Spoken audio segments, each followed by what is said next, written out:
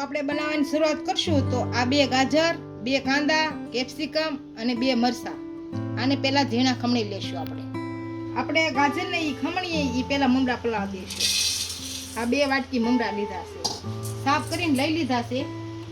આ 1 વાટકી દહીં નાખશું. આને પહેલા આપણે પલાળી દઈશું.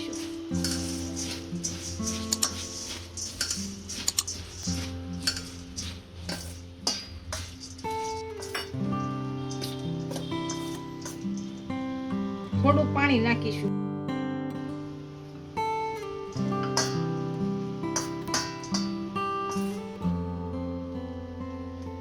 હવે આપણે મમરા પલાળવા દેશું તે આપણે ગાજરને ખમણી લેશું.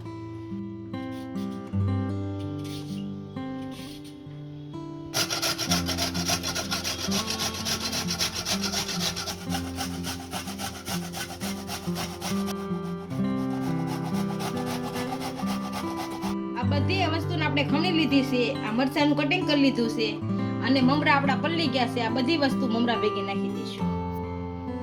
આ ગાજર નાખીશું, આ કેપ્સિકમ, આ લીલું મરચું અને આ કાંદા. હવે આપણે આની અંદર 1 વાટકી ચણાનો લોટ નાખીશું.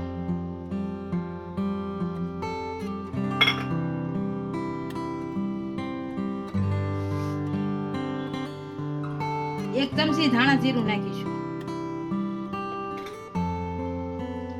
અડધી ચમચી હળદર પાવડર નાખીશું. અડધી ચમચી થોડુંક તીખું કરવા માટે મરચું નાખીશું અને સ્વાદ અનુસાર મીઠું નાખીશું. આને આપણે થોડુંક પાણી નાખી અને ભેળવતા જઈશું.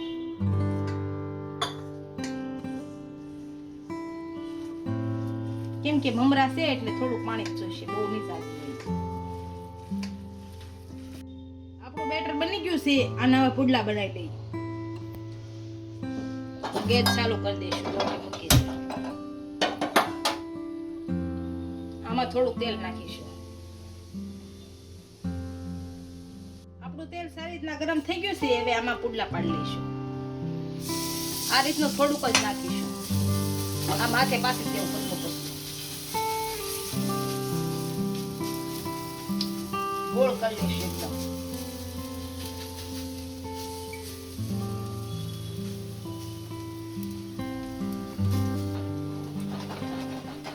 આ રીતે આસ્તે આસ્તે આપણે ઉખાડવાનું. બહુ સમસારે આવી જાય તો આ રીતે લેવાનું અને હળદર નામ નાખી દેવાનું. આ બંને બાજુ સારી રીતનું સડી ગયું છે. આને હવે કાઢી લઈશું.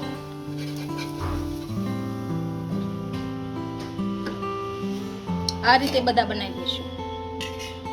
આપણા મમરાના પુડલા તૈયાર થઈ ગયા છે. એને આપણે સર્વ કરી લઈશું.